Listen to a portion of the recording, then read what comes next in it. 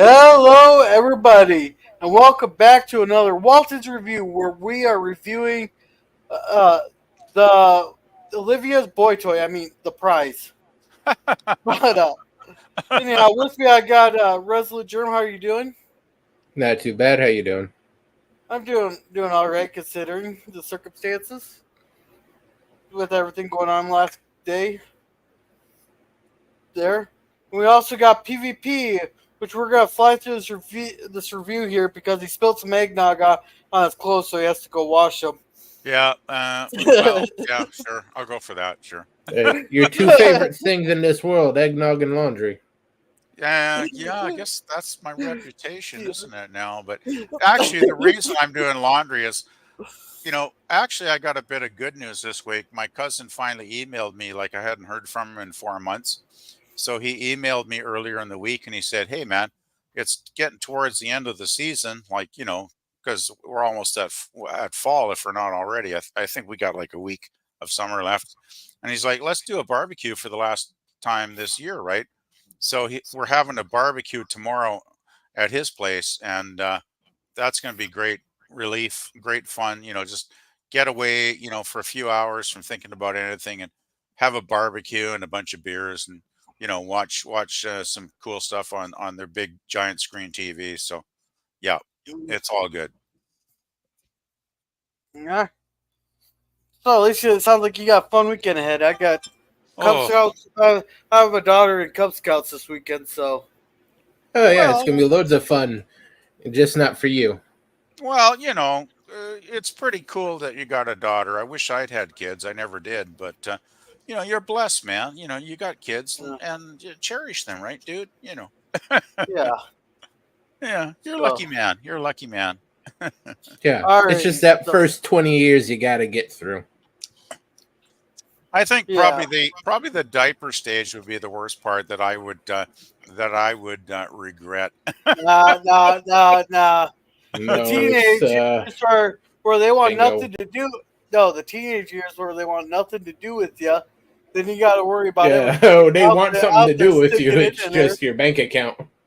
Oh, Yeah, so when they hit like 12 or 13, that's like the hell on earth kind of thing, yeah. right? Where you're just an ATM, and with the boys you got to wonder what he's sticking his dick in, and then you got to with the girls you got to wonder, their hope that nobody's sticking their dick in her. Yeah, that sounds pretty accurate, actually. That's why we got barbed wire and shotguns. Oh my God. Oh God. Well, that's what keeps the condom industry in business, I guess. Yeah, and I guess that's the perfect sentiment for this episode. So let's go ahead and. I'm I'm sure people tuning in for a Waltons stream are having a great time right now. Oh, just wait hey, just wait until I just start paraphrasing as we're reviewing it. Yeah, well, let's go for it because yeah, All yeah, I right, won't say any more about this episode. I'll say it when we get to it. So all right. Well, we'll start with our prologue here. Sunday afternoon on Walton's Mountain was a time of quiet contemplation. We took it easy, or else at a slower pace, and enjoyed a brief respite from the cares that beset us during the week. After we came home from church and had dinner, we permitted ourselves the luxury of play and relaxation. I remember one such Sunday in August. All right, so we start out on a Sunday, and did I turn the subtitles on? That's not what I'm looking for. Yep, subtitles are on. So, and they're in English, thankfully. Uh, well, that's because nobody but Americans would understand this, and back then we didn't have all the border hoppers. All right, so we start out here. They're playing music. Grandpa's whittling away. Ben's very talented playing with this thing. Now, one thing I will say is, just think of all the natural products they use. You don't have all these different chemicals and all that. Like Mary Ellen's washing her hair, and she asked for they use vinegar to rinse out the hair. well, I guess to cut the grease out, right? Well, it's Yeah. like the natural oils and stuff. Well, I remember Ma says a minute later, it's like she's got more oil than she knows what to do with at her age, kind of thing. Because I had Well, that's really what. I had really greasy hair as a teen too, so I totally get what she's saying. Yeah, well, yeah, I did too actually. Grandma said too much washing will strip the natural oils away, and then Olivia there's like she has more natural oils than she knows what to do with. Yep. Which Hence the it's kind of nice vinegar. that they got. Which they got. It's nice that they have a natural recipes and all that. Then they're wondering where the patch is. Can you imagine just go like looking at a patch and just knowing exactly where that patch came from? I gotta say, When they're I making, don't have to imagine my mother and aunt did that. I gotta and they say, knew exactly which piece of clothes everything came from. Pretty much. it's pretty amazing actually that Grandma has that good a memory at her age. It's like she must have like I don't know how many hundreds of bits of cloth she's got in that quilt, but man, she must have like an encyclopedia memory, to know each bit, right? Like that was kind of cool, actually. I kind of thought that was a fun part of the episode. Well, it is a memory quilt, Yeah. so Yeah. every piece With of cloth has stuff, some kind yeah. of. Well, I You don't guess, not just using any random scrap like an old pair of jeans. It has to have some type of actual strong memory to it. well, yeah, I guess That's why you can recall it. if it has an intense memory, I guess it makes sense that Grandma would remember it, of course. Exactly. Yeah, because like that tiny square that she's holding up, apparently that's the dress from a dress that John gave after Aaron was born. Then the reason she remembers it is because Jim Bob was so big there they ripped the dress. So at least I think it was Jim Bob. Yeah. Then they get the then Mary Ellen here gets the birds and the bees talk.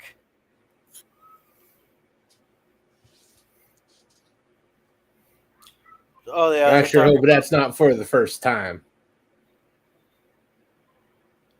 Because let's face it, left to her own devices, that poor boyfriend of hers is not going to make it.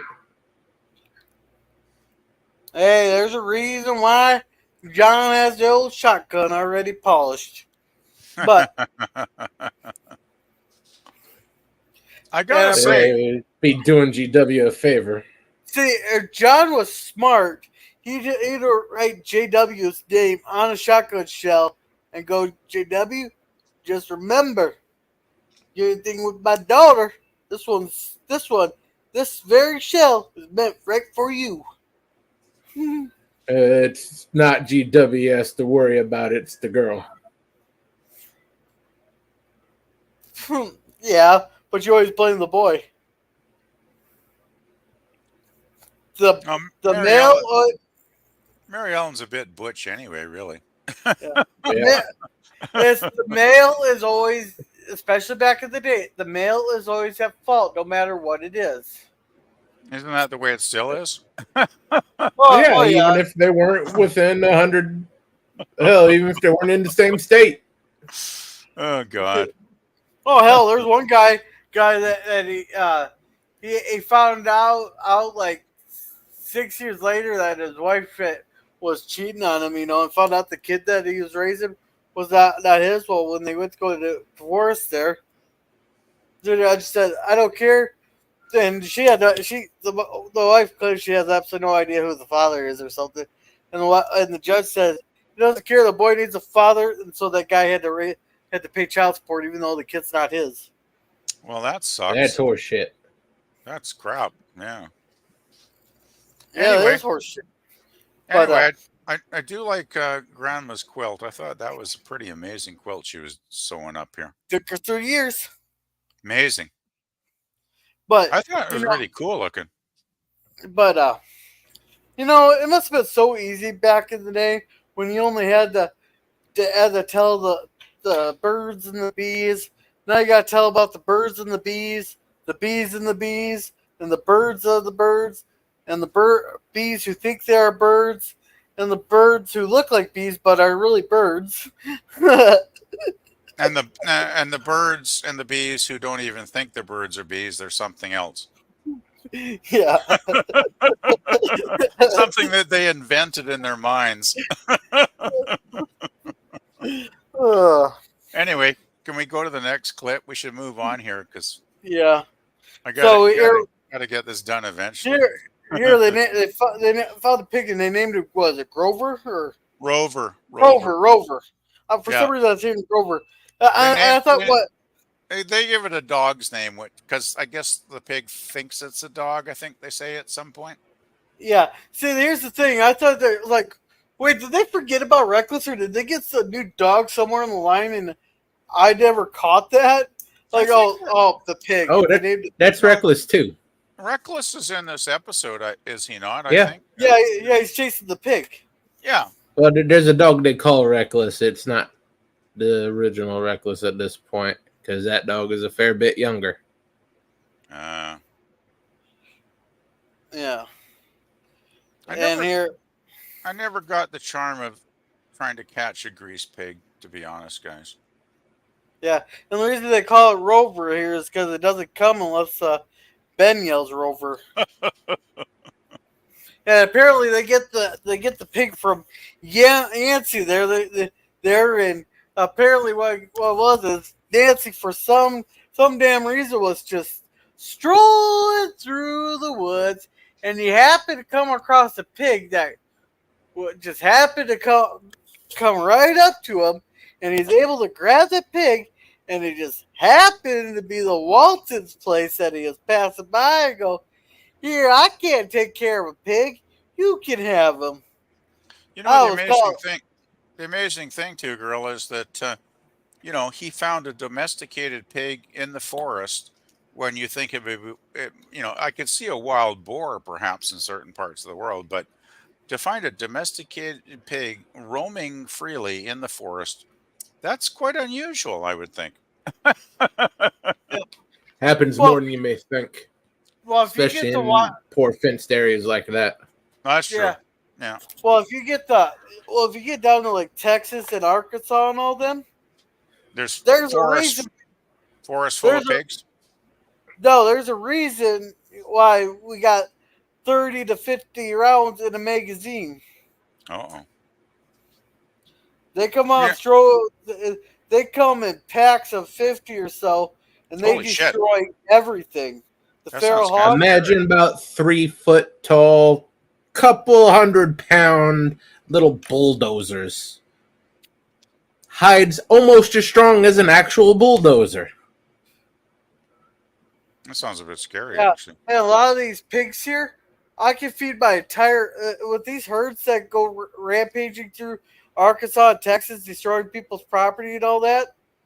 They took out the whole herd. I can feed my town for a month. Nice. Yeah, they destroy everything. There's a reason why there's 30 to 50 rounds per magazine, especially if you're not that good of a shot. Yeah, as soon as they mentioned, Yancey, I was thinking, okay, this pig's stolen. I thought the exact same thing. What about you, Germ? Well, I won't immediately throw Yancey under the bus. He could have possibly found that pig just roaming. Well, he did find it. It was roaming through a pig pen. Yeah, it was roaming through the guy's pen that he stole it from. Yeah. Initially, I did thought that. Then we meet the guy who lost the pig, and he doesn't seem to be the most competent fellas. So I believe he lost the pig all on his own. Yeah. Exactly. Your John Boy has to go, what exactly John asked, what exactly did Yancey say? They had to ask him for specifically what he said. And that's when we get the story He said, son. Well, he said he was walking through the woods and he saw this Little pig standing there like it was lost, and it sort of followed him home. Yeah, and he doesn't have any need for a pig, and we were the first place he passed, so. Yeah, so that's pretty much the story. I find it interesting that Pa Walton is such buddy with this guy though, who is obviously a hardcore lifelong thief because he seems to be constantly stealing in any episode he's mentioned in. I find it interesting because Pa is like the epitome of the honest, hardworking working man, right? And Yancey is like the kind of like the I don't know, underbelly of society, creeping around stealing from other folks. Yeah, It's but kind of He's kind a of good guy. interesting. He just has a bit of sticky fingers. Yeah, I find it kind of fun though. It kind of gives a dynamic to the show. It's like it's kind of like puts a little bit of reality into the show. I think. it's the Yeah. mellow version of Cork and Odo. It adds a You But- can't help who you grow up with. He's known Yancey since they were just probably, probably before grade school. Since they were little kiddies. Yeah, you gotta remember, there's only like 400 people on this entire mountain area of Jefferson County. It's like a 400 people county. Mhm. And everybody knows everybody. They know where everybody's properties. They have no need to mark property lines because nobody can. They didn't even need to mark property lines just because everybody knew each other and everybody was allowed each other's place. It's that small. You're talking a small town mentality here. Yeah. There's less people in that county than there's in my town. Hey, Don't- Suzanne, So. Hey, Suzanne. just wanted to say hi. Hey, Suzanne's here. hey, Suzanne, welcome. We're just Hello. we're just discussing this episode there, and I'm there. Yeah, but- we were just talking about pigs and Pa's friends. And we'll see Olivia's boy toy here pretty soon. But Ben Oh. here, Ben here is wondering it because we'll be getting to that. Ben wants to start the hog farm there because apparently nobody wants to enter their pigs into the greased pig competition, which those could be a lot of fun. Fun. They're trying to grab a greased up pig, but they promise they'll get him back. So he thinks for $1, he's gonna try to get a female pig there, so that they can play the birds and the bees with the pigs there, and they could grow a hog farm pretty much. That'd be interesting. I Yeah. guess. You I get wonder, 2 or 3 generations out of them. yeah, I just wonder. I guess there'd be customers if the price was right, I suppose. But it is a depression, so I don't know how much he could sell the pigs for, really. Well, back then, probably sell them to a butcher shop for probably $8-9. Oh, I guess he'd have a good business going if he had enough, little piglets to raise. Yep. And Suzanne saying, "Helly, Germ. Oh, it's hard enough to catch a pig greased or not." Yeah, but still a lot of fun. So you've Yeah, caught sure. greased pigs, have you, Gorilla? I haven't. My friends have. Oh, interesting. My fat He asshole is the brought- grease pig at the party. Well, fuck you too. Hey, I've Oh seen my you God. drunk before. You That's pull funny. that Crisco all over yourself and go streaking through the dance floor, and security be chasing you all up and down the place. You better watch it, Germ, or else I'm gonna make you watch 2 hours of those cackling hens on the view. Oh God. No Now I'm thanks, I seeing- already want them all dead, Now I'm so I seeing. don't need more exposure. Now I'm seeing a greased up gorilla getting chased. It's just too much. Oh, fuck! I'm gonna have to listen to this for the next 6 months. Anyway, let's go on to the next. Let's go on to the next scene so we can stop talking about grease. Good thing Luke's not here, or else we'd be hearing about that for 6 months. PvP average batch of piglets is between 10 and 22. Holy moly, that's a lot of babies. Yeah. Man, Ben would be like raking in the cash. Jeez. Yeah, he just has to figure out a breeding scheme for him. Yep. Either that or he just 3 generations in, it ain't gonna work out. Yeah, because you better hope that he can find some other pigs around the county, or else they're all going to be inbred, kind of like all the whales are in the 24th century in Star Trek. They're all inbred. Well, a few, they'd all end up being bacon eventually anyway, right? So, you know. Yeah, but you don't want a short bus pig as your bacon. Anyway, I'm not a pig expert, so. Anyway.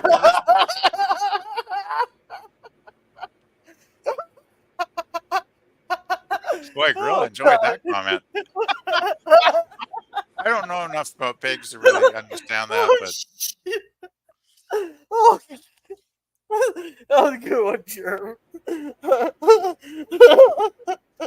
Yeah. Wow. It's not just pigs. Any animal that you're breeding, you don't want to inbreed them too much. Yeah. It kills the stock. Yeah, I guess, yeah. Well, yeah. Yeah, it's a good cash flow, yeah. It's just like some of those royal families, right? You know, so same thing. The Habsburgs. So we got Aaron here just staring out the window, and Olivia says it's rude to stare at her guest, and you know, we got Miss Amy and Miss Emily bringing the boy toy over. The Baldwin sisters, the makers of illegal hooch, but they're so charming, nobody cares. Hey. It's not illegal anymore. The prohibition ended. Oh, I guess it did. Yeah, I guess they mentioned that, didn't they, in this episode at some point? Yeah, but it's funny how Olivia detests the Baldwin sisters because of the recipe and all that. But whenever she meets them, or actually in the same room with them, she is so cordial and polite to them. Well, it's funny how people can be polite to your face and yet stab you in the back when you're not there. Hey, don't worry about me. I'll stab you in the front. I'd rather be stabbed in the front than in the back, because at least the front's more honest, right? So yeah, no, I don't stab people like that, you know. But I'll give my honest. I'll be honest with you. If I No, you don't stab people in the front or the back. Use explosives. yeah, it's a little girl's laugh is killing me. Yeah, I have that effect on people. Yeah, that's why I see. And she says, "Oh, Olivia was just like my mom." Yeah. No, I have that effect with people. It seems like I can get away with a little bit more than some other people can, because I'll say something that I'll just be laughing at it, you know. Kind of like on Chill Stream on Tuesday. I was actually surprised I got away with what I put in the chat. You were in our Star Trek stream on Tuesday? Oh, I was in the chat there, and they're talking about Spock's Katra being in Nurse Chapel there in order to get rid of that other guy who's in Spock's mind and body and all that. And one was in Nurse Chapel, one was in Captain Kirk, one was in Spock. And they had to get rid of him, so Spock's Katra got transferred to Nurse Chapel. So I remember that one, yeah. So I put in the chat there Spock was deeper inside her than anybody else ever will be. I'm sure Nurse Chapel would probably approve, I imagine. And the best part was, the best part is everybody's in the chat's going, "Oh my God, did you just really say that?" And they're like, and they even got Crows go, "Wow, Gorilla." Then Jill took me seriously. She started analyzing what I was saying. He goes, yeah, she was in love with him. So she actually read it out and started to analyze it? That's awesome. It was the best part. I'll have to find it out. God. I'll get a timestamp for you. It was so funny. That sounds like Jill, all right. She analyzes everything, doesn't she? Yeah. I think Scotty knew I was joking, but he's going along with the analyzation. Oh, God. Anyhow, back to the episode here. Yeah. And here we are. now I couldn't tell if because I have this problem where people will go, "Hey, girl," you know, they'll say my real name. I was like, and I'll look at them like it takes a second. Go, "You don't recognize me, do you?" I was like, "Nope." you know me, but I can't remember. Then they'll say, oh, gotcha. Yes. I was It wondering is. if she recognized him or she's stunned that he was here. It is Until I weird started speaking. when you haven't seen somebody for like 30 years and you bump into them and it's like, I know you, but I don't know who you are. It's a weird moment, right? And then you introduce each other and you're like, oh, that's you. I remember you. But yeah, it can be kind of strange, actually. It's happened to me a couple of times in my life, actually. It's Hell, I awkward. get that after 6 months with people. Well, my favorite one is nobody.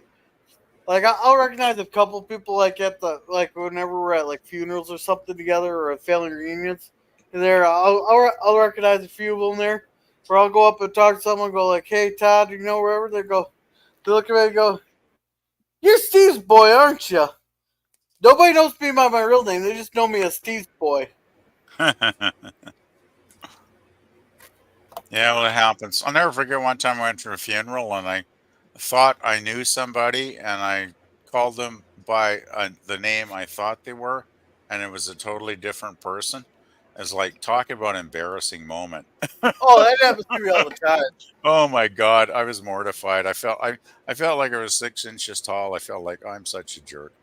Yeah, I've had That's that. why I don't use people's names. It's just, Yeah. hi, you, hi, buddy, hi, what have you. It's just, Hey, you. yeah, I know I see you every day. I just can't remember your name for the life of me. How you been, you? I Yeah. love this guy's name though, Oscar Cockrell. Are you Yeah. kidding me? Are you kidding me? He's Olivia's old flame, and his name is Cockrell. Unbelievable. I What think were the the writers were writers having. thinking? I think the writers were having kind of fun with that. I think they were. I think they had their tongue firmly in the cheek when they wrote his I name. I think it's the same as when people name the person Dickinson. Because I remember, especially in English class when we were doing like Emily Dickinson and all that, Right, I right. always made sure to space out the syllables on the sheet. I always made a conscious effort to space out the syllables. Yeah, there's some names that kind of sound pretty racy when you think about it, I guess. Yeah. And Suzanne says, "Nah, just baptize them till the bubbles stop." Oh my. May the power of Christ compel you. May the power of Christ compel. Oh, I'll tell you, I'm having more fun with this review than I did with this episode. I agree 100%. This is far better than the episode. Anyway, here we go. Yeah, and apparently his father was a lawyer. That's how they knew the judge, their father, and all that. And they brought him over here, and they insisted it being a surprise there. And she introduces John Boy, then Grandma, Aaron, and then Jason. There goes, "Oh, you have 3 kids." 3? I have 7. Well, shit. Yeah, he's Still, probably thinking, damn, my childhood sweetheart's been busy.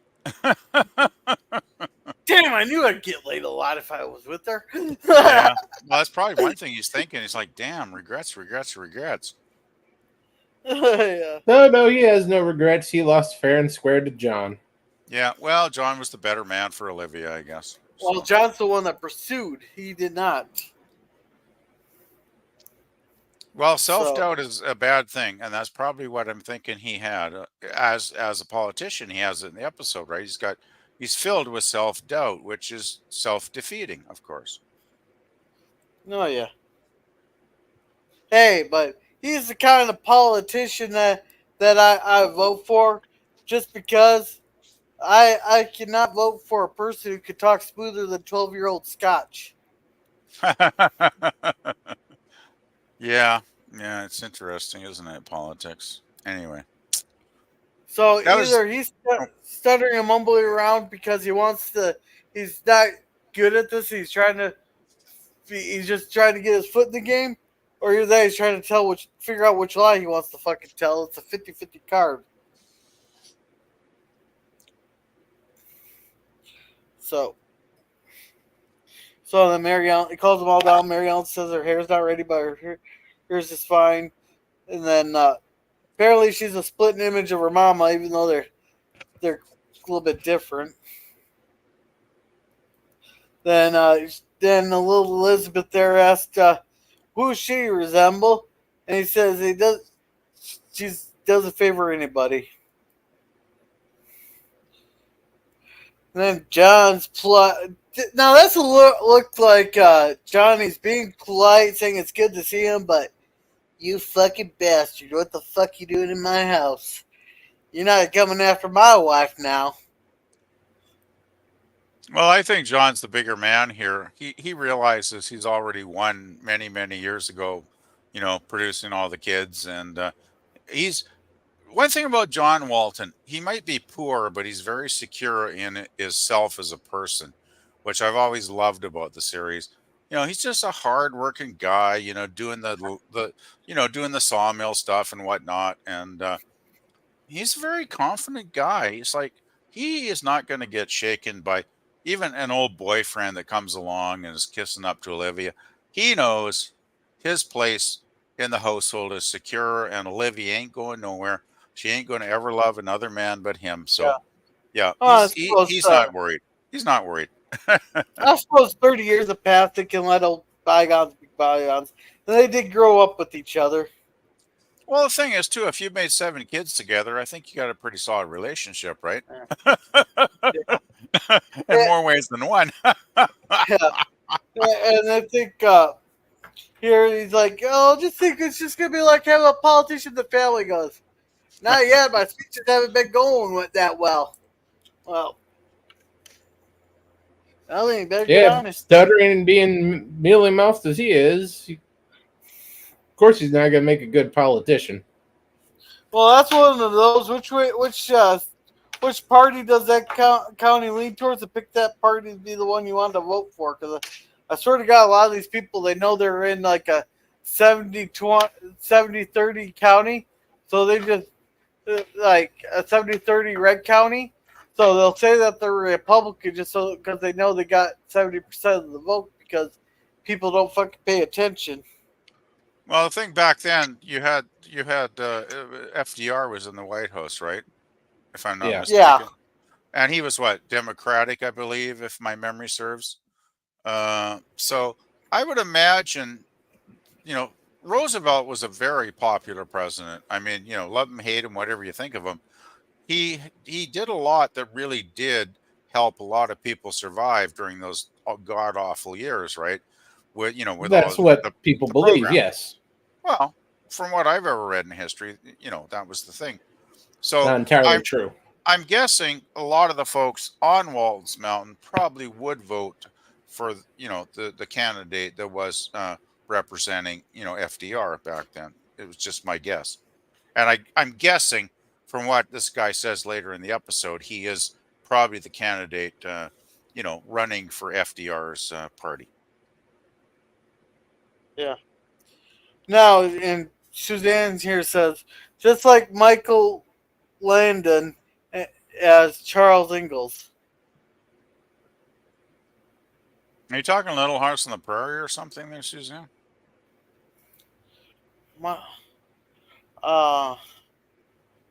Yes. I never watched that show, so I have no idea, but that's my guess. So if you like the Waltons, then you like a Little House. You know what? I disagree. I love the Waltons, and I watched a few episodes of Little House, and I just thought it was pablum. Sorry, but I thought it was just saccharine. I just thought the Waltons' writing was 10 times better than anything Little House did. I mean, even though I've only seen a few episodes, but they're actually much different settings. Very different. Little House is quite a ways earlier in the timeline. Yeah, that's set in the 1800s. Actually, the family that Little House on the Prairie is based on, they lived just 10 miles up the road from me. They actually got a town named after the oldest daughter, Laura Ingalls Wilder. The town is actually named after her. And then they got the Laura Ingalls Wilder Museum. That's about 40 miles from me. Wow. But this guy here, fun fact, he was married to Michael Learned. but they divorced in 72. So they divorced, like, didn't the series start in 72? So they divorced right at the beginning of the series? Let's see when did I believe 72 was the first season of Waltons, was it not? Or let's see. roundabouts then.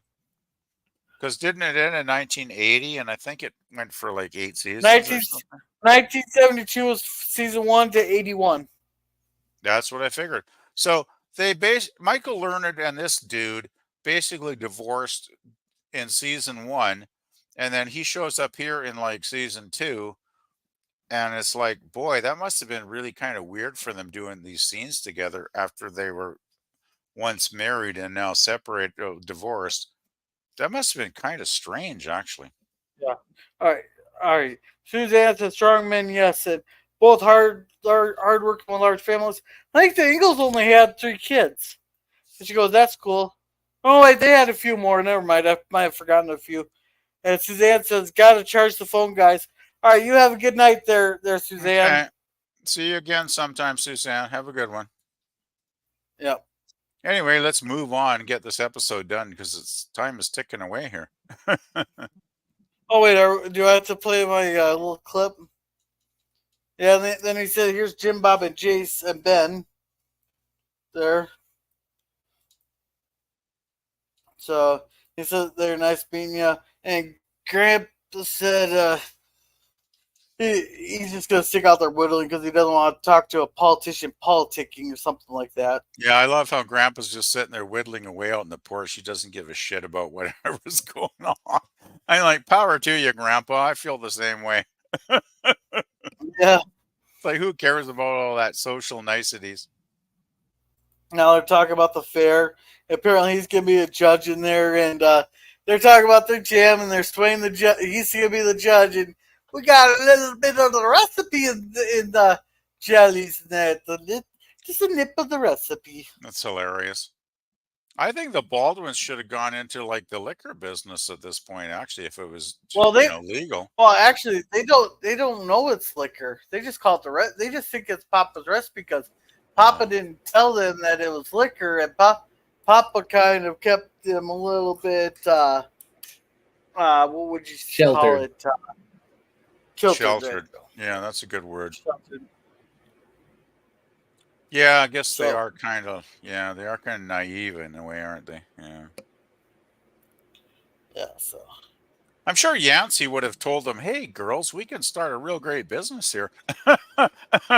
I'll just steal $100 from somebody to get the financing going, and we can get. They don't need to steal $100. Oh no, they are rich, aren't they? They are rich. Okay, I forgot. Yeah, they are rich. Well, they're richer than the entire county. But yeah, Yancey would definitely want to be their manager and manage it, right? And then he'd rip them off. Well, Papa's recipe ends up all over the state and the country there, because remember in episode 4 or something like that of the first season, Grandpa had just let him know that we know that a couple cases here of the Baldwin's little recipe there ends up on this train every night heading north to whatever town it was, so that they could smuggle the Carnival family onto the train. Yep. They've been in the liquor business for decades and never even knew it.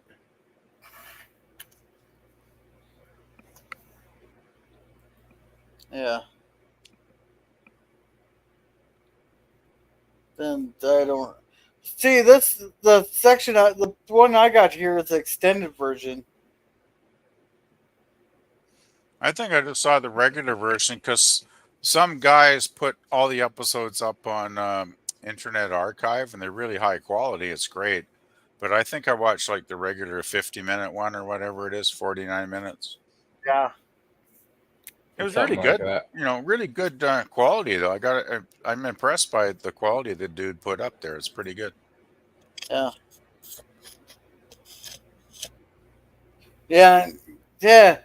So so I don't know if he's in it for the I don't know if you really got famous being a politician back in the day. Not like today where I know Chuck or every politician trying to make a name for themselves. Like, there's no reason I should know who like Elizabeth Warren is, or AOC, or Chuck Schumer, or Mitch McConnell, or even know their nicknames they have for each other. Yeah. Well, Back we then, got, especially for he's just running for a seat in Richmond, not in D.C. Yeah, so he's not gonna be a rich man north of Richmond, huh? Yeah, I made a song joke. No, yeah. So, all right. So the boy toy leaves and all that with the Baldwin sisters. It's funny how it's kind of funny. It's always the males that drove. Like, we know the females can drive because we've seen it before, but it's funny how it's always whenever there's a male around, the male always gets in the driver's seat. well, it's like Lieutenant Uhura in Star Trek. There's only, I think, one episode where she takes the helm during an emergency. But that's also that's also, you gotta look at the time and all that. That's it.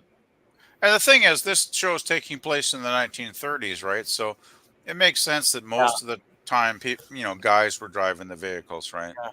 Because they were probably the people that actually owned the vehicles. So yeah, And it was a lot harder to drive back then. it was all standard shift, right? Yeah. No You automatic. didn't have power steering or anything like that. What's a standard? You mean I'm cars gonna run didn't you have- over with the standard. Well, standards where you got to keep shifting constantly. It's not like an automatic. Automatic, you just put it in drive and you go, right? But and again, you got the clutch and all that fun stuff too with the standard, I guess, right? So yeah, much more complicated, I suppose. But I suppose like anything, once you learn it, you can do it in your sleep, right? So yeah. Anyway, he's off. He's in his vehicle. He's heading away. And here's Olivia go. They're like, "Oh, what would you do if you this is the life you have if you married a politician?" He goes, and John or something. And John's like, "I played my cards right." And he's like, "You know how to play that lovey-dovey. Oh, I only picked you for you, blah blah blah. Bullshit. I got to say this so I don't get the belt." Oh, whoops, he won't take a belt to her. Yeah, I'm sensing there's another romantic evening coming up there. I don't know. We don't hear the the kids are talking that bang bang bang bang against the wall. I really do hope that home they've got is very soundproof, because I mean, let's face it, 7 kids. There must have been a lot of banging going on over the years. Or it could be like they're hearing the noises they're like Stewie dreaming there where Peter and Lois are both chopping wood with an axe there. There they go. Yeah, Peter's like trying to talk dirty, and Lois is like, yes, Peter. It's very big, Peter." Yeah, then Peter just starts whacking faster and faster. He goes, ah! Then all of a sudden, Lois pulls out a chainsaw. All you hear is, I have to find that clip for you. It's funny as hell. I do no justice to. And they're talking about the hair, and they're teasing her about JW and stuff. A little bit boring scene. Yeah, Then they're talking about. They're all basically being bitchy with one another. So yeah, it is kind of a boring scene, really. Well, it's just a teens talking. Then they're wondering if Oscar ever kissed Mama, which we know what that's code for.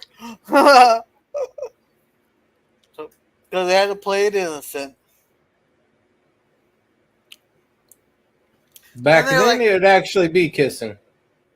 Yeah, I doubt he even probably ever got to second base. Really, it probably just was a few kisses, if anything. Yeah. Now they're like, "You boys have cooties. I'm not gonna let touch me, let alone kiss me. You boys have cuties." That was me paraphrasing. I do remember those days as a kid. They actually people did say that back when I was in school as a kid. Girls have cuties. Yeah, I remember those days. Then you grow up and they have fancier names for it. Yeah, it's weird. It's weird Yeah. the way kids are. Yeah. Now it's not called cooties anymore. It's called herpes. Yeah. Well, that's even applies when you're an adult, not just a kid. It's like, okay, So hey, all lady. those jokes they were just giving you a fair warning. I Yeah, have cooties, and it turns into genital warts, I herpes. have this questionnaire for you to fill out there, lady, before we make love. Do you have any of these conditions or diseases? Please check the box in the right, yes or no, and we can get it on if it's all good. God, that reminds me. You remind me so much of oh, what's that kid's name in American Dad? Steve. You're talking about That American Pie? Dad, American Dad. No, Stan's I haven't seen boy. that one. Yeah, that's I Steve. haven't seen that show. So Yeah, Steve made. He was saving himself for. Roger was throwing a summer break party there. There, and Steve was gonna get with like this some stripper guy. Oh, she wasn't a stripper. Uh, I'll have to find the episode. But anyhow, we got Jason coming in here to bug there, and I was playing this part just so we got something to play. Talent alone cannot make a writer. There must be a man behind the book. It makes a great difference to the force of any sentence whether there be a man behind it or no. Did he predict AI? Did he just predict AI writing? No, he just threw all the college kids under the bus. Oh, You can't learn Doug? proper writing in English class. You gotta go experience life, then write what you experience. Okay. yeah, Because it seemed like that's what I got out of the scene. It's like John Boy saying you have to write from your real life experience to put it into your writing. Otherwise, it's not going to be real, and it's gonna seem hollow and fake. see, I was thinking because right now the big thing is now is that now AIs can write stories for you and all that. How are we get and we're not going to have the human touch anymore. Also, it's like I was listening to that. I was like, did he seriously just predict AI on that? I was going the whole opposite direction. You guys went on that in No, terms of the whole. I think he was talking about Gorilla that you have to live a life. Well, like let's put it this way. A lot of the guys who were writing the great shows we love, like Star Trek back in the '60s, actually fought in World War II, right? These guys had incredible. Well, like Jimmy Doohan got a finger blown off on D-Day, right? And it's like, Smoking saved his life that day too. yeah, these guys, they suffered, they fought, they battled, they struggled, they had a hard life. And when they finally got into, the 50s, 60s and settled down and had an easier life and settled into, being actors, entertainers, it's like they brought all that life experience baggage with them and they used it. And that's what made a lot of the stuff they created so great because it was real world life. And we don't get that in most of the modern writing anymore, guys, do we? It's like so much crap Yeah, now. because they're fresh out of college and have done jack shit with their lives. Yeah, and they're wet Oh, behind the ears. oh hell! AI wrote the Picard show. Might as well Yeah, have. I watched the first 5 episodes and I gave up after that because I thought this is so bad. I just don't want to waste my time. I gave it through. Well, don't worry, y'all. I got a show coming up that's gonna for cringe stock that's gonna make Picard look like a masterpiece. You said Frankenhooker was next, didn't you, Gorilla? Yeah, but this is the one after Frankenhooker. Oh See, I shit! was searching for shows to watch the other day, and Germa was live. Me and Germa were in the backstage, and inspiration just leaped out at me off the screen. Oh my god! Right? I was in there Yeah. describing so this is Germ. So It only lasted 4 episodes. it was like the chest burster in Alien. It just leaped out of you. No, that just got a whole lot better. Because you won't even believe the name of this show. This show Okay. only lasted 4 The episodes. spirit of 2020. pettiness just took control of him, and he found it. This has to be one of the worst things I've ever heard of. Well, Velma. Velma's no longer the biggest war crime. Oh, shit. Now I'm really scared. Here, I'll even be nice enough to give the title of it. It's called Galians. Galians? Yeah. Like GAIL? Don't search it. Please, whatever you do not search it.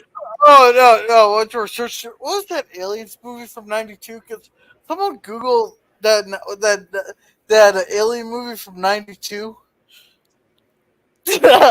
Don't do it! Don't do it! I have a feeling we'll be hearing plane tickets being bought for that one. I'll just wait. I won't search. I'll just wait, and I'll be surprised. And hopefully, I will be there in a few weeks. Yeah. Yeah. Alrighty. Sounds good. So, all right, let's get through this. We're only 13 minutes into this. Yeah, we're almost at 6 o'clock already. We haven't even got a third through the episode, guys. This is not good. Yeah. Time to jump some scenes. Yeah, we gotta get this going because I thought we'd be done by now. Honestly. All right. So just a sec. Especially for. Hey guys, getting off the the topic. So if we could all get back on the the thing, and stop all these distract. Oh look, ice cream. Sorry, I had to play that. So yeah, here we got Olivia coming in. So I cannot remember what she's talking about. Then John Boy's It's pretty much John Boy. Yeah. Olivia doesn't have a real driver in this. It's all John Boy. Yeah, and he goes asking her if she's happy. She goes, "Of course, we always reckon, but things could be a good."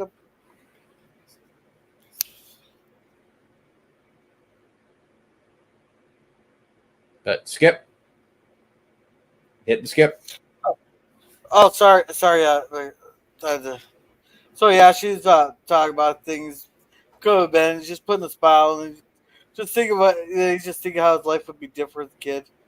So now we got the pig growing. And he wants to see if he can get or if he can get a pig for $1, he might get a runt, and that's where we'll get the inbreds there. And Olivia, she sends one of the boys down for almonds down to the store there for almonds. He goes, he just doesn't carry exact stuff like that because it doesn't sell. Just think of how spoiled we are nowadays. We can go into the store and we can find 30 different kinds of nuts just in the store. And if we don't want the actual nuts, we can get the extracts of it. Like I can go store, get mint extract, peppermint extract, almond extract, vanilla extract, all that stuff. We don't realize how spoiled we are versus what they had to go through. Yeah, technology sure has progressed. It's sort of stupid when you figure out exactly what extract is, but hey, it works. Sort of. It took me 3 years. And then she goes, "Oh, I'll decorate the cake with fresh raspberries." Yeah, That's a good idea. Well, yeah, he's got to practice greasing up the pig, wasn't he? Yeah, here's the almonds. PvP, you still there? Yeah, I just went out in the kitchen to get a drink there, guys, but I'm back now. Okay, I thought maybe I pissed you off. Maybe you left. No, no, no, no, no. No, you could never piss me off, man. Well, now We have here's the funny. we have too much fun. Oh, this was funny. The recipe called for almonds. She's like, "Oh, Livy, oh, just tell you. I'll just play it. Screw it." Now, don't you tell a soul, but almond wasn't what Cousin Polly used in her icing. No? What did she use? Whiskey. Yeah, to hell with Warner Yeah, Brothers. just the look on Olivia's face here, like, what? She used whiskey? I love how dare I love how they're such prudes, though. It's like even the mention of the word just is like, oh, whiskey. Oh no. I will not have the devil's Kool-Aid in my house, I tell you. Exactly. I will not have the devil's. Well, they're what, Episcopalian or? Yeah, and now she says specifically rye whiskey, and she's like, where will I get whiskey other than from the Baldwin sisters? Oh, I'll just play it. This is a great scene. This is a great I scene. don't This is like to probably the say best it, scene. It was delicious. Grandma, I'm surprised at you. Well, it's not against the law since prohibition's been repealed. Yeah, dude. And it's like nobody. Hey, a law is only as good as if it's willing to be enforced. If you're not willing to enforce the law, then there's no point of having that law. Exactly. And if the It's people like- don't agree with the law, It's like jaywalking. It's like, who the hell pays attention to that law, right? I see people running across the road all the time. or a more crazy one is these drag shows for kids are technically legal under the Stripper Act or under the stripper laws. That Well, depends yeah, on what they're not state enforcing and the law. municipality you're in. Yeah, exactly. I love how Grandma knows about the whiskey in the cake batter or the cake icing, and she's kind of approves. Like, I guess Grandma doesn't, she's not adverse to a taste of whiskey if it's in the right way, right? As long there's a difference between a taste and a drunkard. Yeah. Well, even so. Anyway, where could we possibly get a hold of whiskey except from the Baldwin sisters? And I'd never do that in a million years. Zeb's got some. Oh, just to look on her like, I love this. The devil Kool-Aid's in my house. How dare Zeb bring that devil Kool-Aid's in his house? This is the best part of the episode for me. I love this scene. Oh yeah, Yeah, I played the tail end there. yeah. I got pretend I to don't do know the the pauses acid. because of He copyright. likes to think he's got me fooled, but there's a pint bottle under his woolen socks in the old secretary. You let me Yep. have a tablespoon or two? I'm sure he would. But then I'd have to let him know that I know where he's gotten it hidden. Yeah.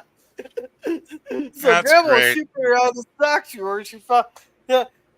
Like if you're gonna hide a pint of whiskey, you don't hide it where the woman who does your laundry is gonna find it. Yeah, It's out. you think Zeb would have found a more creative place, like maybe out in the woodshed somewhere, or Well, he has No, to have no, it at hand for that late night nip. Yeah, well, I guess he does go for the late night nip later on in the episode, doesn't he? And Okay, stored up. then he realizes something as funny is going on with his booze. So And I just another important lesson here. Man, if you think you have a secret from your wife or girlfriend of many years, just know she found out a very long time ago and just hasn't brought it up yet.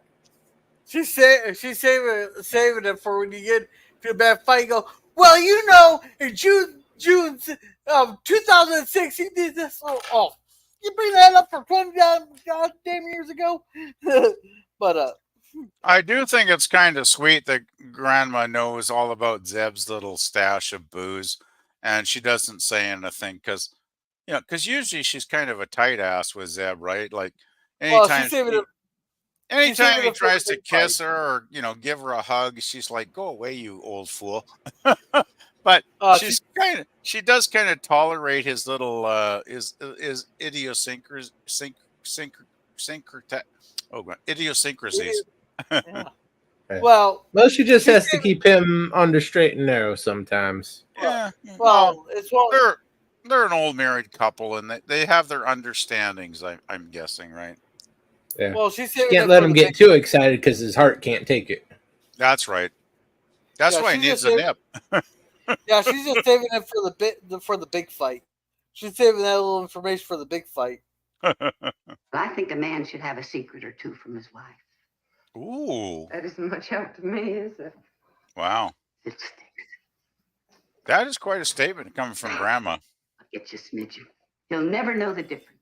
Yeah, yeah. Like my parents didn't know when we got into the booze bottles when they decided to go out for dinner or go out for whatever and leave us kids at home.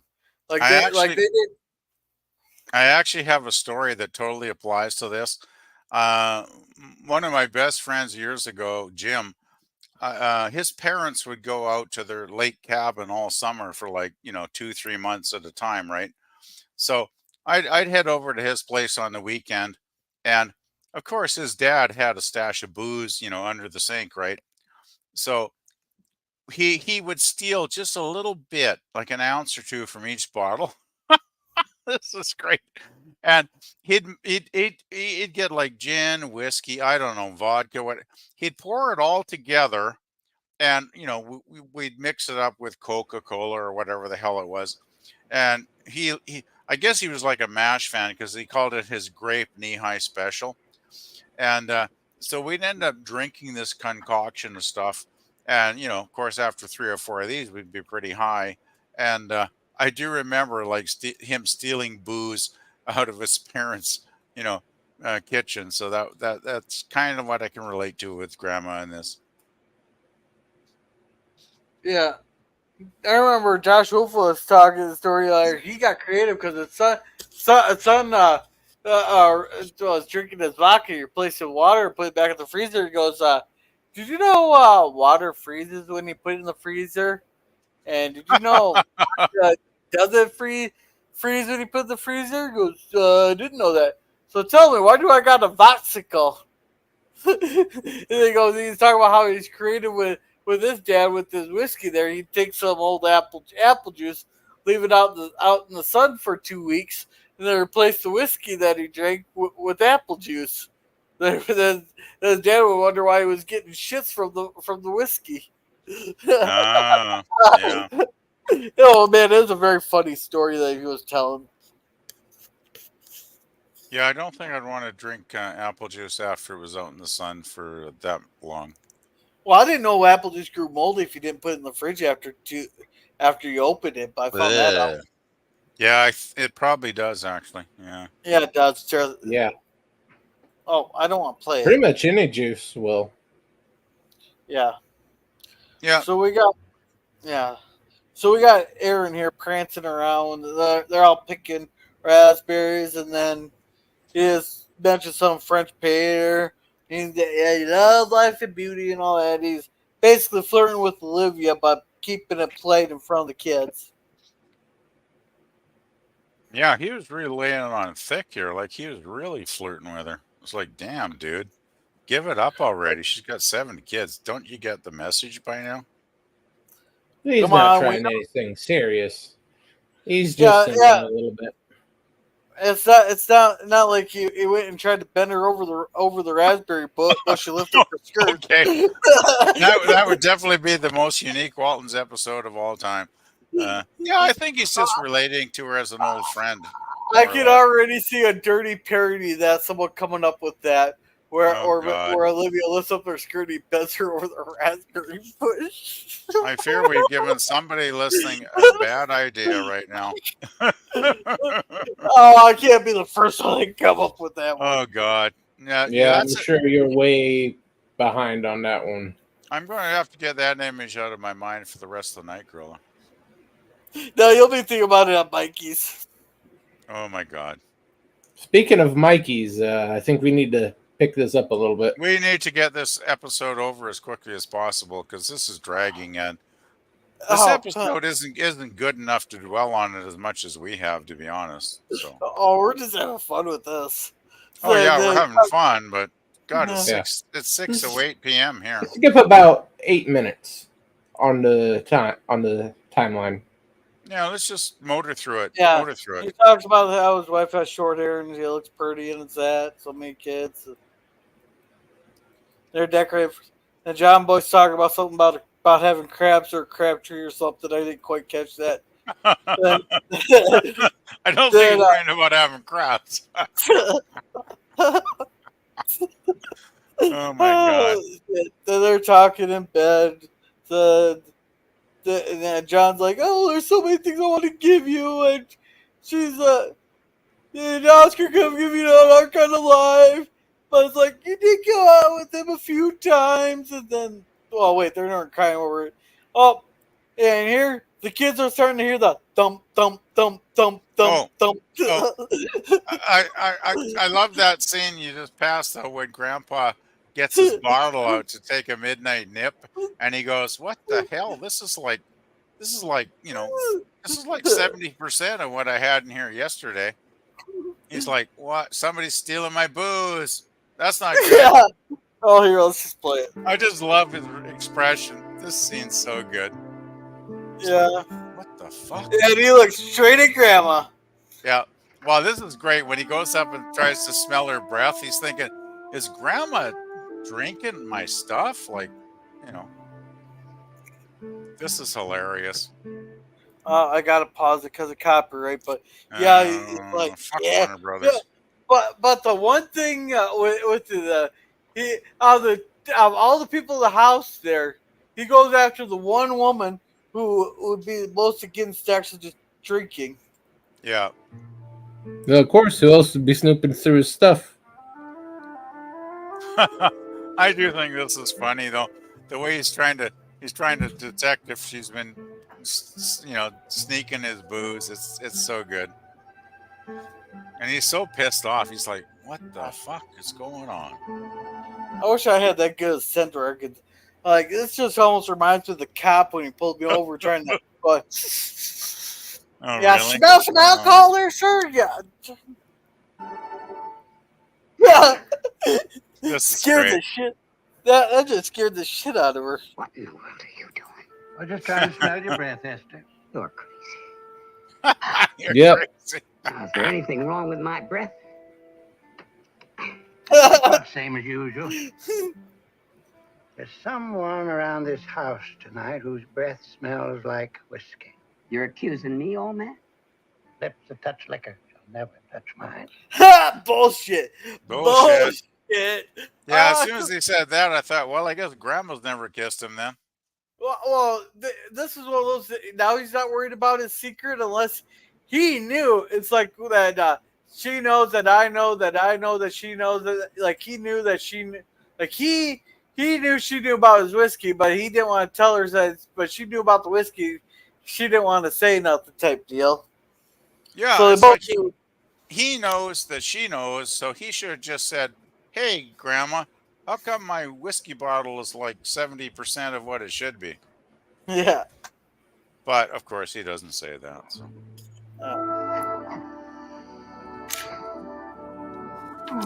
I don't think Zeb gets much anymore, though, does he? From the way Grandma always reacts to him. Yeah. He's like, "Go away, you old fool." Yeah. Then Grandma here wants to get to the fair early because she wants to present it. So they're finishing decorating the cake with the red strawberries. It's a lot of strawberries. And it's just something that smells better than. So they lift him up in there. This is when Oscar comes to the thing there. And there he goes. He's offered a ride, so get John Boy riding. So John Boy takes the cakes with them. So they're off driving, and apparently there was some mistake in the scene, but I'm not going to look for it. Yeah, John Boy literally takes the cake here. And then, they're just sitting there bullshitting. He's basically just saying, Olivia's got a good life. She wouldn't be happier. and she'll do anything for a boy. Oh, he's gonna hook him up with a publisher there. There wasn't he because he'll do anything for Olivia, for a boy Olivia's. Yeah, he basically offers if John Boy ever writes his book, novel, or whatever, to talk to the publisher that he knows in the big city to try and help John Boy get it published. Yeah, which is cool. Which is cool. That's honorable. So That's honorable. yeah, this is like the third time that hey, I know someone who could publish a book for you. Then, But in this case, I think he actually probably does know somebody pretty up, up in the publishing industry, right? So He yeah, might. because they want Yeah. a favor. yeah, 'Cause I they, think they want a favor. I think it's a really nice. I really thought that was a nice scene. I thought, well, this guy's really, he's got good intentions. Yeah. Yeah, he's not after Olivia. He's just simping a bit. Yeah, he has the old affection. Well, I remember my early girlfriends, and it's like they always take a little chunk out of your heart, and you never forget them. And there's always those fond memories and that Yeah. little bit of love for them that you don't well, forget. well, right? So, Maybe. I think A little chunk out of your heart, a Unless- little unless chunk they out turn of out- your leg. yeah, unless they turn to be a bitch later on. Yeah. Well, I think this is more. I hope she remembers this when John dies and my wife has a sudden accident. But I yeah. thought he already got divorced. I still with them, and here's where they register for the grease pig competition, and they take their stuff in. And it's funny. He offers to help them take the pig out, and they're John and Deb's like he's not either. Esther makes a point and go. He's actually getting his hands dirty, and Deb's like he's politicking.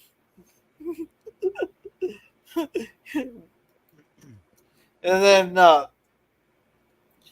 then here John's just started handing out coins like they had the money for all that. Yeah, I probably saved it Yeah, up for dime a like a piece. year. Probably Yeah, saved it up for a year. Give each kid a quarter or dime or whatever the hell it is. Yeah, I think they each got a quarter there because like each ride's like a penny too. Yeah. Now rides cost. I believe like they a each buck. got a dime. So they're I thought it was a they quarter. got. Oh no, he couldn't afford 7 quarters. Doesn't I'm matter. sure They all the kids got to go on whatever ride or whatever they wanted, so that was good. Let's set up Here you are. Who else? There's a quarter. You sure that Yeah, he said there's a quarter. He just said Yeah. there's a quarter. So unless the Wow. older kids got the quarters and the younger ones got the dimes, like like he gave out 3/4 of 4 dimes, that could be it. Well, I guess Oh. the older ones learned the quarters and the younger ones haven't, so that's why they got the dimes. There's something I wanted to point out here. It's just in a couple of seconds here. Not the scene. All right, what's wrong with this scene right here? Let's blow that up a bit.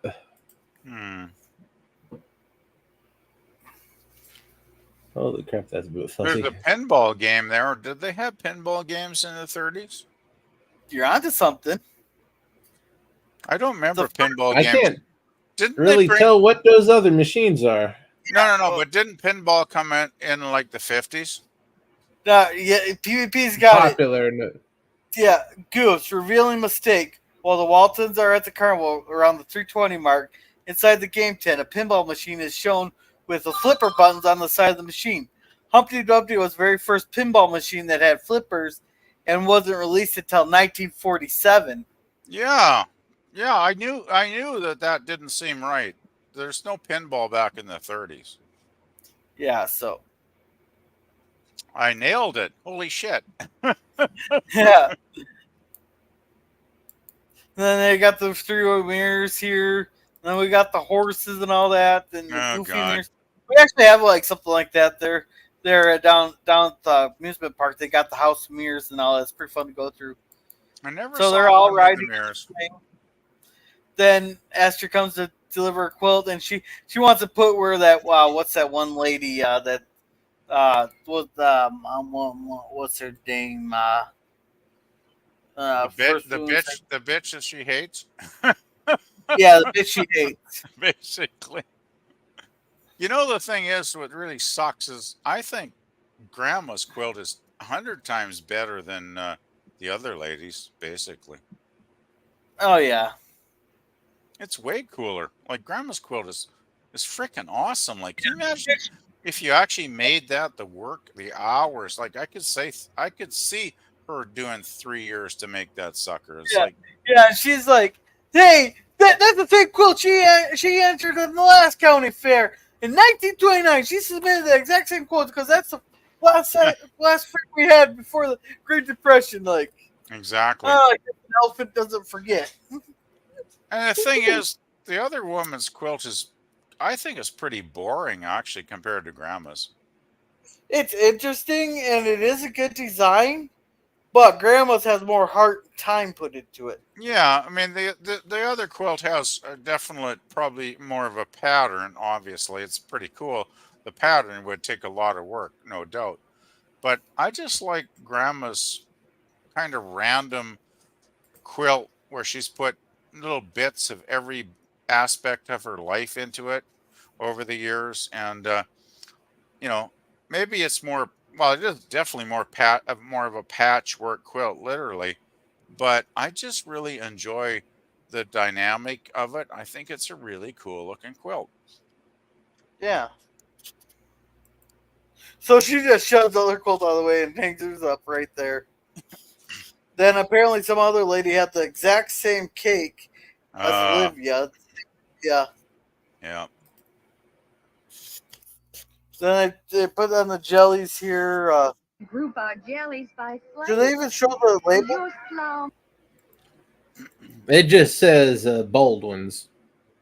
Yeah, I know, but the label, like they show the label there, and the label is set, is marked as June 1st, 1933. But I thought we were in 34 already. Well, it's got a season and age, right? That hooch. Yeah. You know. Yeah. I love how So she they, puts it in the family recipe section. I thought that was hilarious. yeah, I was laughing at Yeah. that. That was a nod. That was a nod. Yeah, that was a put in that there. was a good laugh. Yeah, totally. Like if you're gonna put the subtle nods like that, this is how you do it. Like Yeah, it's a plum. No, I don't think so. It's like is it strawberry? No, it's too dark to be strawberry. Well, it's Papa's recipe. So your dad, Pa was a jelly maker. No, he was a judge who liked baking it. So he had a hobby of baking. Okay, we'll put this family recipe. It was a great nod. It was a good scene. yeah, it was very funny. That's probably one of my favorite scenes of the episode, actually. Yeah. So we got John Boy looking at some get up here.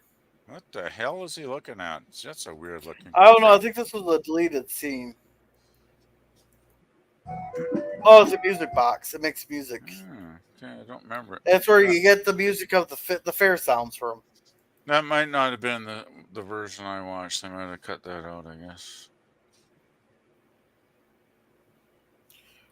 And then here, Grandpa's telling about riding up San Juan Hill with Teddy Roosevelt there. Oh crap! Yeah, Now, Teddy Roosevelt. Grandpa's telling tall tales to the boys here. Yeah, That's and, okay. Talk to all the Rough Riders there. Yeah. Then, Martha Rose was in this one. There's JW. Yeah, with his new girlfriend, which totally pisses her off, right? Yeah.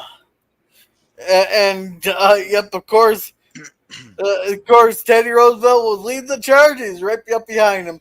So Teddy Roosevelt was Grandpa's cannon fodder then in that war.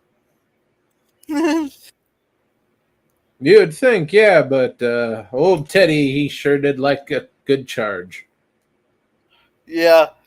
So didn't he get shot and then but before he got shot and the speech went right through his through a speech there, and it stopped. Then his rib stopped the bullet there, and he went and gave a speech there, bullet hole and all in the speech. He goes, "All right, now I gotta go now because obviously someone didn't want me to hear some story like that." But he got shot, finished his speech, then went to the hospital. Yeah. And if you believe Teddy, he punched a guy out. Yeah. And they're like asking for details, and this is the benefit of being old. You can just go, it's been so long ago, I almost forgot. Then he can recall. That's always a good ploy. Just say, I'm old. My memory's not what it used to be. I forget. Yeah, and Zeb can bullshit like my uncle used to. That'll always throw him off the scent. It's like, oh, I can't remember, man. All right, let's just play this scene. So You're a liar, Esther Walton. Wouldn't think of it. All I'm saying is that's the same quilt you showed back in 29. And I tell you, it's one like it. And I made it since. you gotta love the old lady's bickering. But how do we know that this lady just didn't make the exact same design quilt because she knows she wanted the blue ribbon in the first place with the same quilt? Why would you make the same quilt? Like, because she don't got the blue ribbon. Yeah, but if you won the first time with if you make the second identical one, aren't you being totally not creative?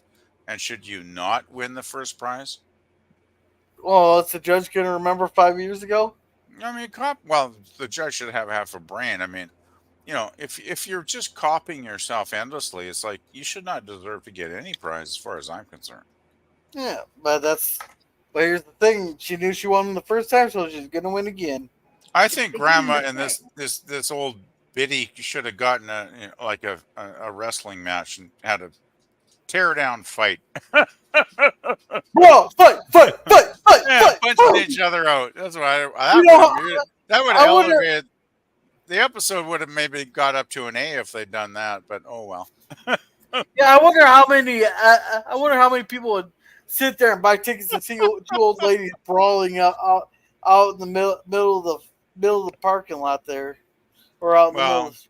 Probably not back in the 30s, but I bet today it would be a hot ticket. Yeah. I just love these two going back at each other. Oh, God. That swatch was frayed when I sewed it in. Ladies, please. I still think it sucks that Granny didn't win. Her quilt was 10 times better. Yeah.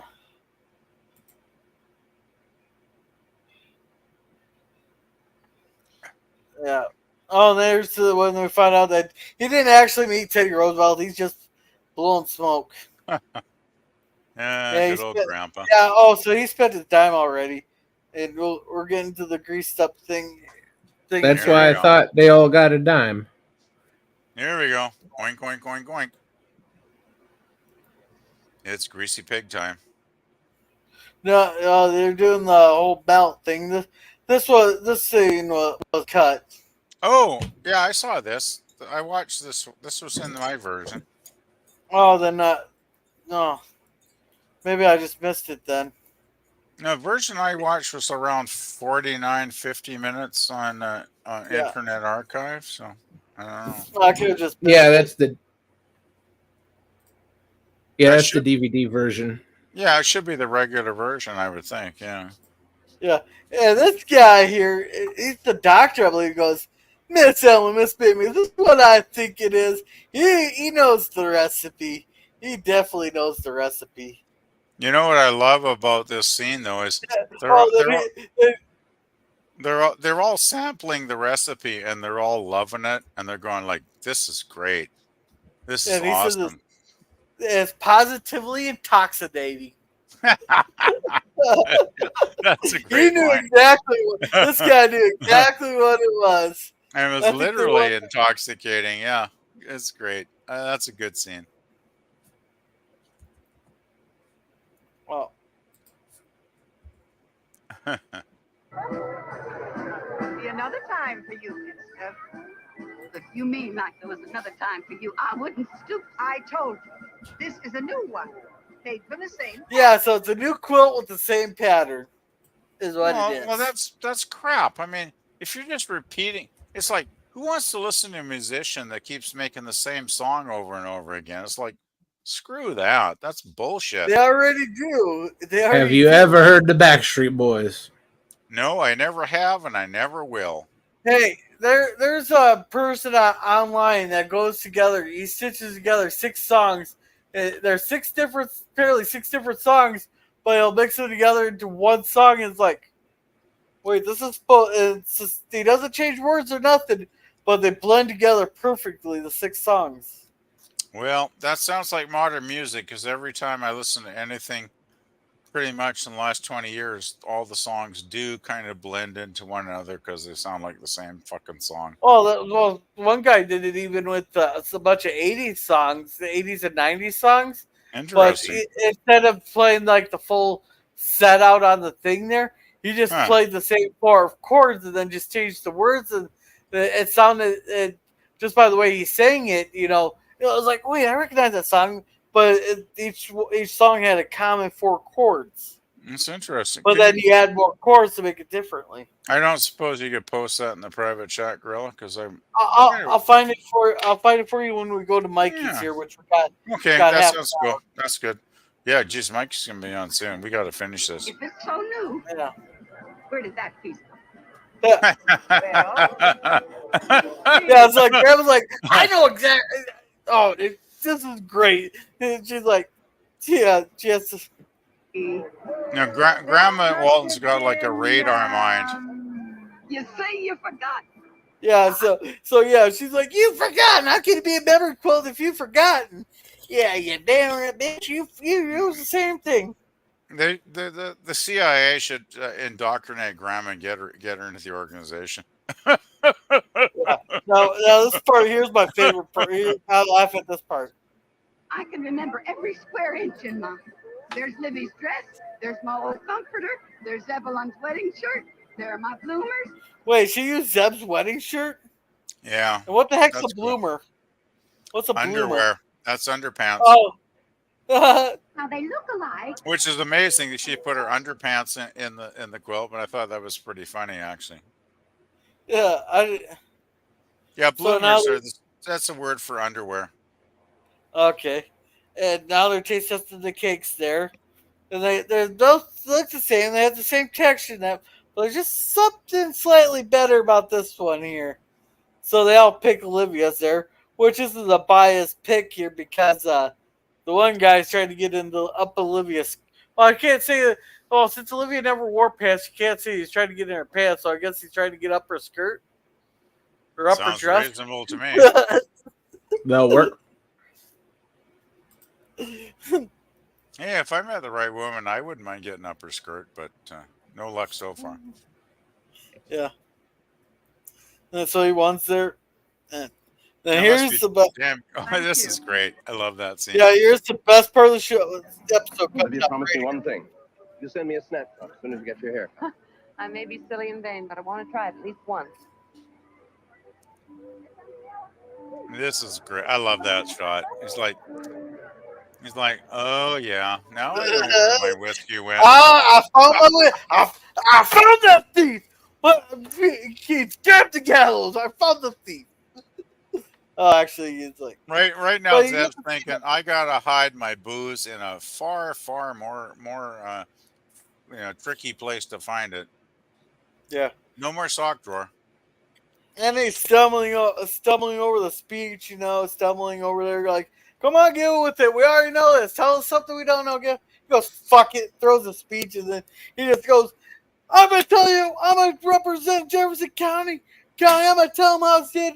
Fuck all this stuff. We need our stuff. We want our wants needed. We acting like a true politician now. Yeah, he just He's going to wings help it. out. Which when he throws his program speech away, he does better because it's always better when you speak from the heart and your real feelings and what you think and feel. And even if it's bullshit, at least it's honest. And I can respect anybody, even if I disagree with them and I think they're full of shit. If they're speaking from their mind and their heart, what they really believe in, it's like, I'll listen to you. I'll take, what you say into account. And I might agree, I might disagree, but I will definitely listen to what you have to say. And I think that's what happens here. They were voting for him anyway.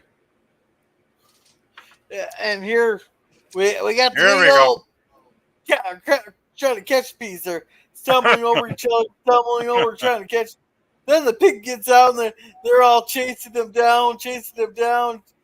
And Rover's finest moment in the episode. And this guy catches it and goes, "That's my mark! This is my pig! This is my pig!" This is the only actual drama in the whole episode for me. It's my mark. It's my pig. Now, George, you don't want to call Benny a thief, do you? Yeah, he's like, that was a challenge right there. You gonna call my boy a thief? Huh? You gonna call my... I'm saying this here is my property. Yeah, he's right, Walton. Them's Porter's marks, okay? Well, all right, George, tell you what, I'll buy them from you. How much you want? $10. $10, which is what? That seems kind of cheap for a pig. Not in the 30s. No, that's there ain't no pig worth $10. Not in the 1930s, man. That would be a lot of money. For $10, that pig better be God freaking Zilla. That's about right. 236 bucks. Holy shit! That's $236 today. Yeah. No, wait. No, that's 2013 numbers. I want this one. Calculate. A dollar was a lot less back then than it is now. Let's put it that way. All right. So according to inflation, there adjusted for a 3.53% annual inflation rate, that's $226.56 per year. That's for a $10 pig. Yeah.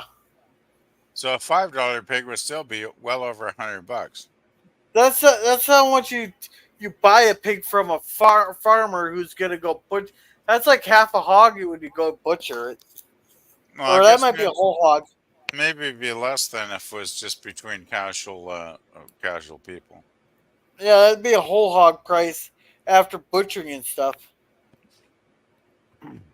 Still seems like a lot of money though, even if it's $5 30 years. Like, anyway, that's the closest the episode comes to actual drama, and they smooth it over like in a minute. Like nothing really comes out of it, right? Yeah. Everybody, here's another good thing. Yeah. This guy goes straight for his wallet and look at the money he pulls out. Yeah. Oh yeah, I like that. He has that 10 ready to go. There's a 10. There's a couple ones. There's a 50. He's ready. Once again, the old flame is ready to help Olivia out and her family if needed. And of course, that's not needed because the Waltons take care of it on their own. Yeah. Because Olivia got $5 for her cake. So it all works out in a strange way.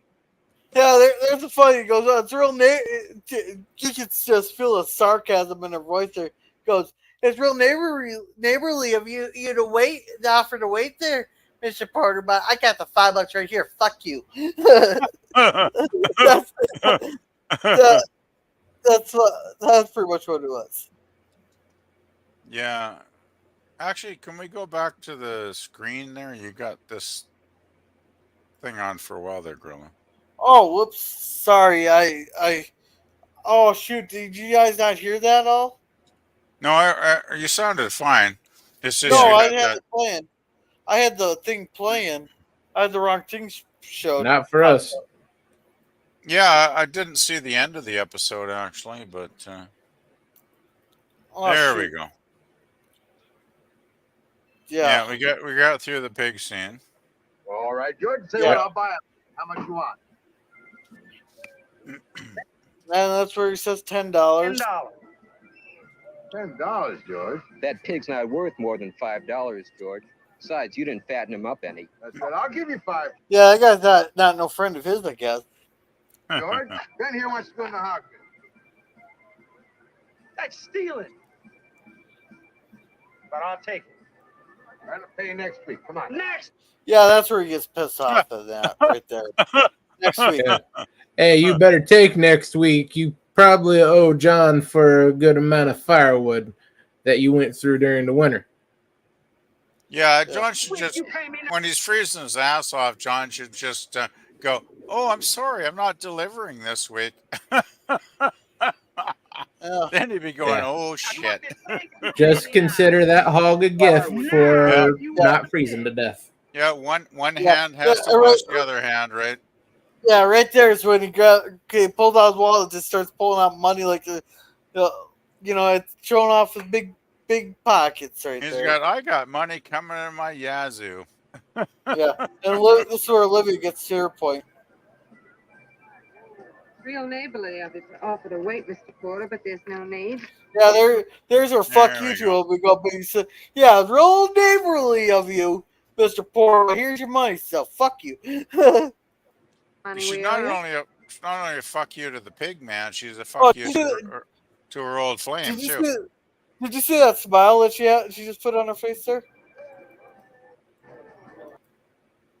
So, Well, Porter's embarrassed.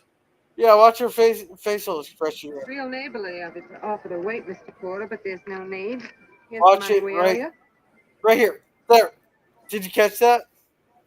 She just had that smile like, yeah, just take it. So I think it's kind of a smug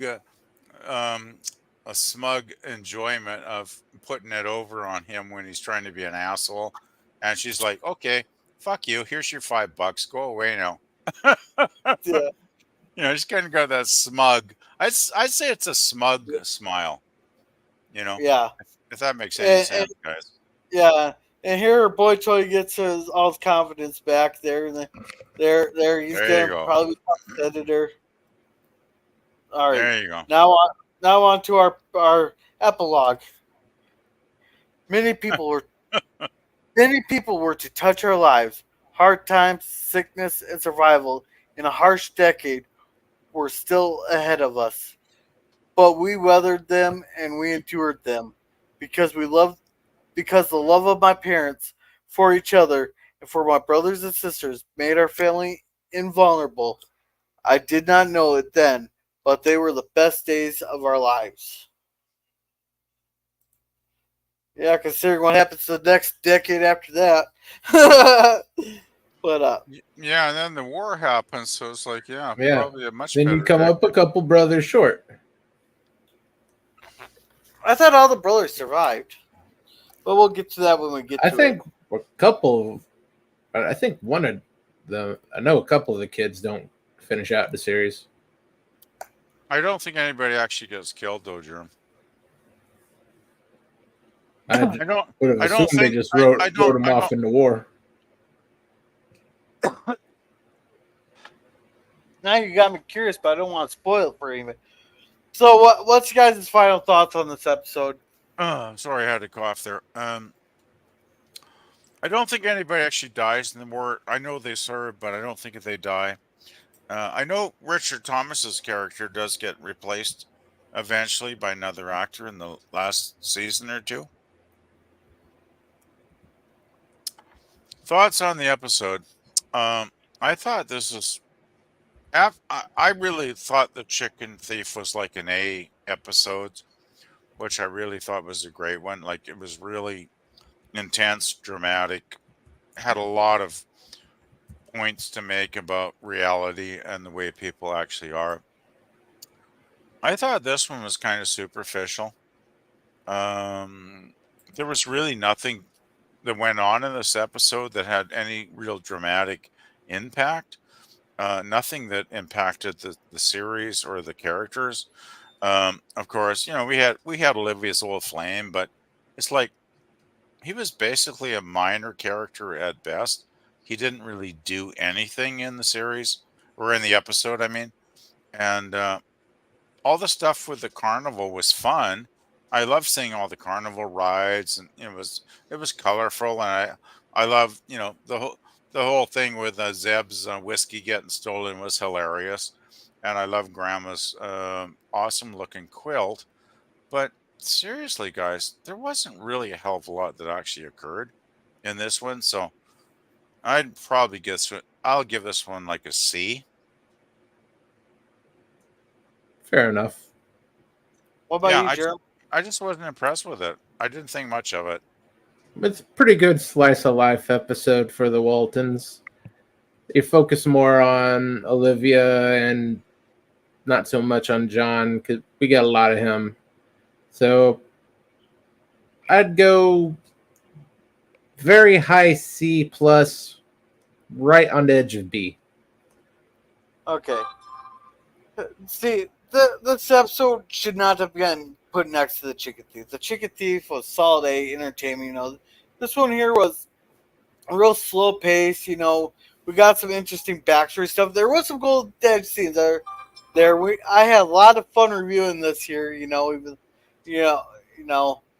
But I'm gonna give it a B just because there's a couple golden scenes like Grandpa's, like the story with the whiskey there. That was gold stuff.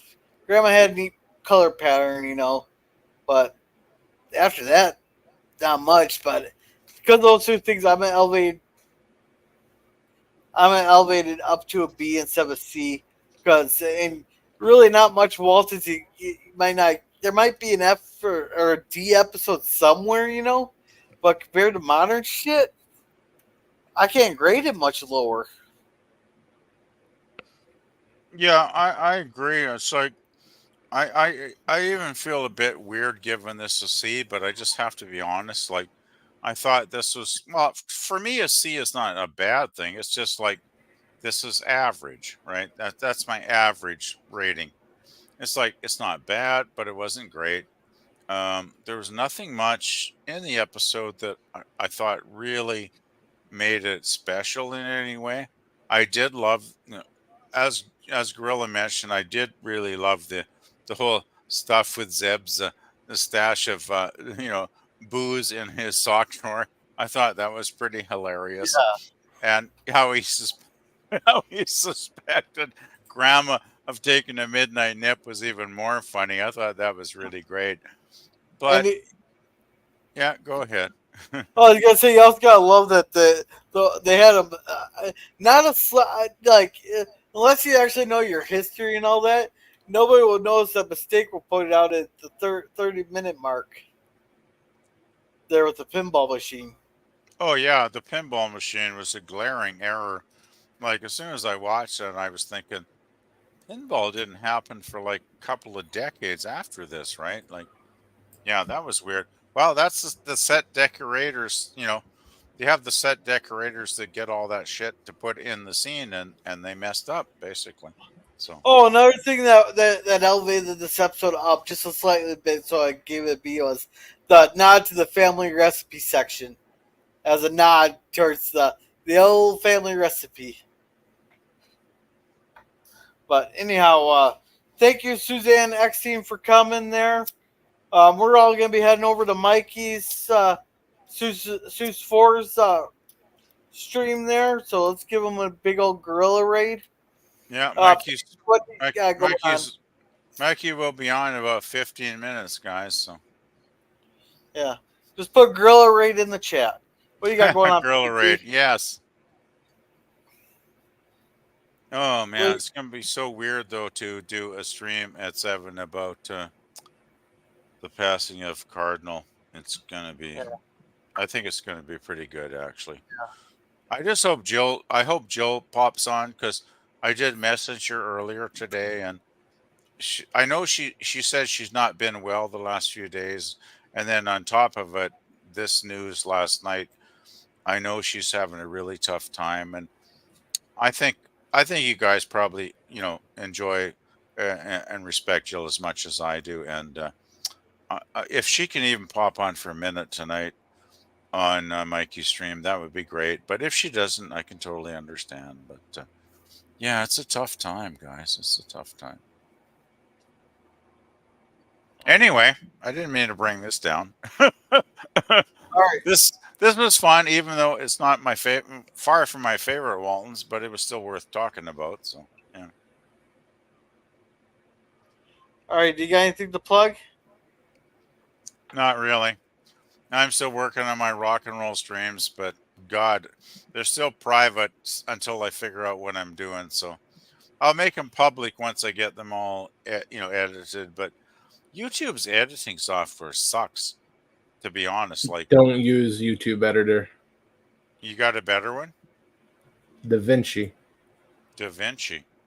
I am making a note of that right now as you speak. Thank you. Thank you, Germ. Anyway, I guess it's just about time for Mikey in about 10 minutes. So, All right, what do you got going on, Germ? Tomorrow morning, we'll be watching Teenage Mutant Ninja Turtles.